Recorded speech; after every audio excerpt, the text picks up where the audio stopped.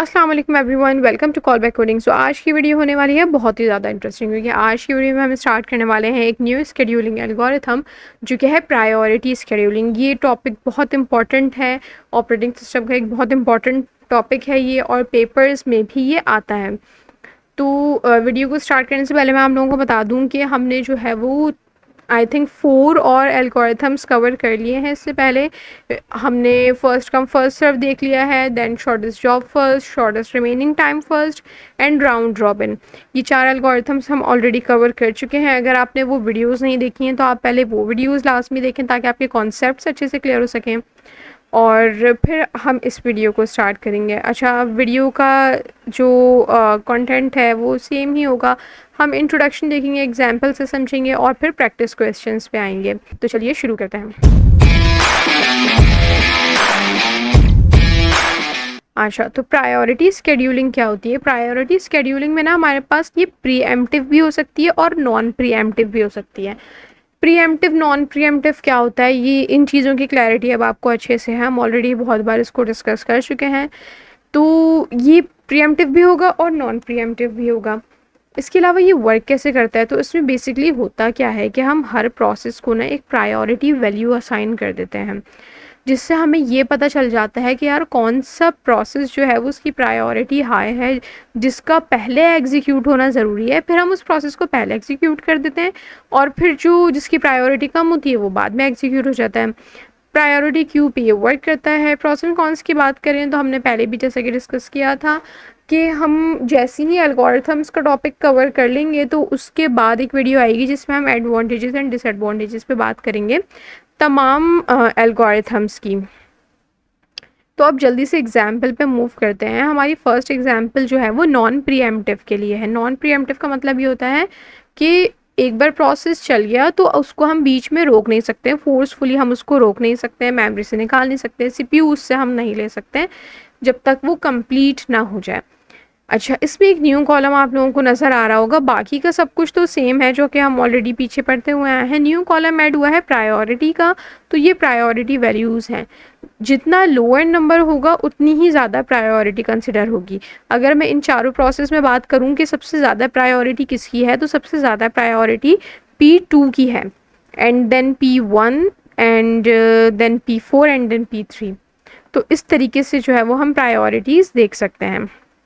सबसे पहले सेम काम किया कि मैंने यहाँ पे नंबर लाइन में प्लेस कर दिया कि हमारे पास P1 कब आया है, P2 कब आया है, P3 कब आया है एंड P4 कब आया है। जाहिर है जो प्रोसेस पहले आएगा वो पहले एग्जीक्यूट होना स्टार्ट होगा। ठीक है, इसके बाद मैंने P1 को स्टार्ट किया क्योंकि ये नॉन प्रीएम्प्टिव है। तो P1 जब स्टार्ट होगा तो वो फिनिश लाइन तक जाएगा ही, ये पूरा का पूरा बर्स्ट टाइम कवर करेगा। ऐसा नहीं है कि वो एक स्टेप या 2 स्टेप पे रुकेगा। तो यहाँ पे अगर हम देखें P1 का बर्स्ट टाइम, तो बर्स्ट टाइम था 5।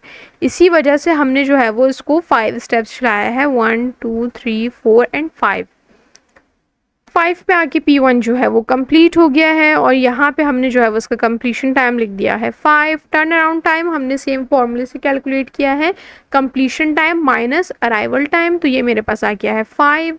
एंड देन वेटिंग टाइम हमने सेम वैसे ही कैलकुलेट किया जैसे हम पीछे करते हुए आ रहे थे, turn around time minus burst time. तो इस केस में वेटिंग टाइम 0 हो चुका है। और अगर हम वैसे भी इस पे भी देखें तो P1 आते ही चल गया है, उसको वेट करना ही नहीं पड़ा है, तो वैसे भी वेटिंग टाइम 0 है।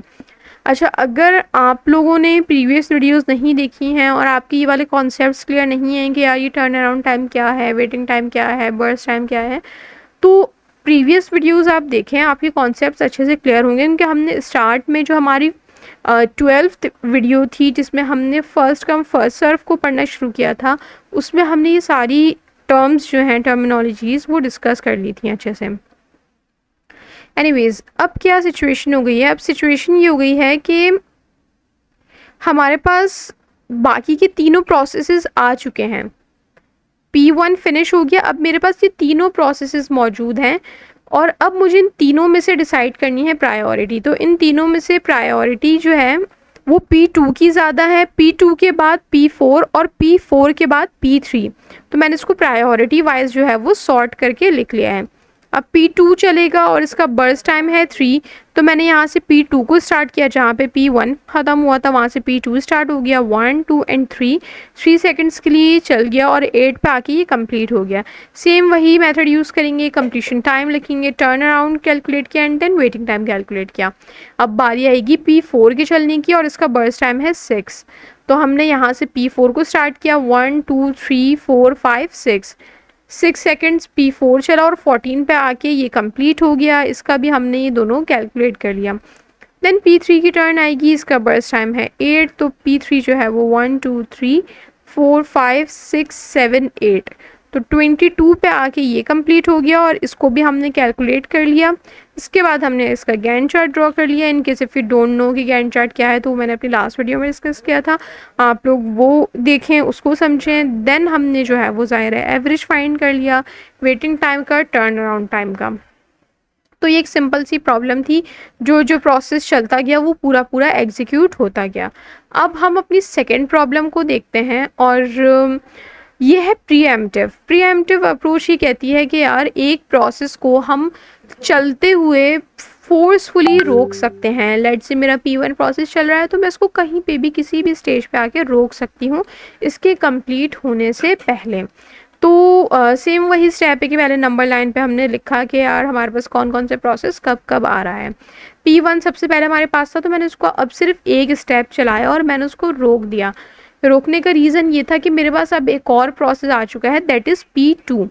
अब मेरे पास ये दो प्रोसेसेस मौजूद हैं। P1 क्योंकि एक स्टेप चल चुका है, तो अब इसका बर्स्ट टाइम 4 बचा और मेरे पास ये दो जो प्रोसेसेस हैं ये मेरे पास आ चुके हैं। अब मैं इन दोनों की प्रायोरिटी चेक करूँगी। मैंने देखा यार P2 की प्रायोरिटी तो ज़्यादा है, तो अब मैं क्या करूँगी कि मैं P2 को पहले चलाऊँगी और P1 की बारी बाद में आएगी। तो मैंने इसको कुछ इस तरीके से लिख लिया। P2 को वैसे तो इसका बर्स्ट टाइम 3 है, लेकिन हम इसको 3 तक नहीं चलाएंगे। मैंने P2 को एक स्टेप चलाया और मेरे पास P3 आ गया। अब मैं यहाँ पे रुक गई, मेरे पास ये 3 प्रोसेसेस आ चुके हैं। P2 एक स्टेप चल चुका है, तो मैंने इसको 3 से 2 कर दिया और अब मेरे पास ये 3 प्रोसेसेस हैं। इन 3 प्रोसेसेस में अगर मैं देखूँ तो अभी भी सबसे ज़्यादा प्रायोरिटी P2 की ही है। तो मैंने सिंपली क्या किया, मैंने P2 को एक स्टेप और आगे बढ़ा दिया।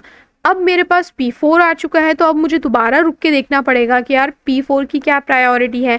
मैंने देखा उसकी प्रायोरिटी 3 थी, तो मैंने P4 को ऊपर कर दिया, P3 को मैंने नीचे कर दिया। तो अब प्रायोरिटी वाइज ये सारे अरेंज हो चुके हैं और क्योंकि हमने यहाँ पे P2 को एक स्टेप और आगे चलाया था, तो मैंने यहाँ से बर्स्ट टाइम में एक और टाइम जो है वो उसका कम कर दिया।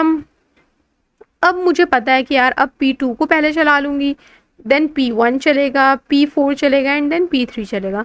P2 का बर्स्ट टाइम कितना रह गया, 1 रह गया है। तो मैंने इसको एक स्टेप और चलाया और एक स्टेप और चलाने के बाद मैंने कहा कि यार ये अब कंप्लीट हो गया है। एंड देन हम P1 की बात करेंगे, तो ये 4 है इसका बर्स्ट टाइम। उसके बाद मैंने यहाँ से P1 स्टार्ट किया, 1 2 3 4 और 8 पे आके ये फिनिश हो गया। मैंने इसका कंप्लीशन टाइम 8 कर दिया और यहाँ पे टर्न अराउंड टाइम कैलकुलेट कर लिया, completion time minus arrival time and then turnaround time minus burst time. इसका बर्स्ट टाइम 5 था, तो मैंने वेटिंग टाइम निकाल लिया। अब P4 की बारी आएगी और इसका बर्स्ट टाइम है 6, तो P4 यहाँ से स्टार्ट हुआ, 1 2 3 4 5 6 14 पे आके ये कंप्लीट हो गया है। टर्न अराउंड टाइम और वेटिंग टाइम कैलकुलेट हो गया। देन P3 जो है इसका बर्स्ट टाइम है 8, तो मैंने यहाँ से P3 स्टार्ट किया, 1 2 3 4 5 6 7 8 और 22 पे आके मेरे पास P3 भी कंप्लीट हो गया और फिर मैंने इसको सीक्वेंस में लिख लिया।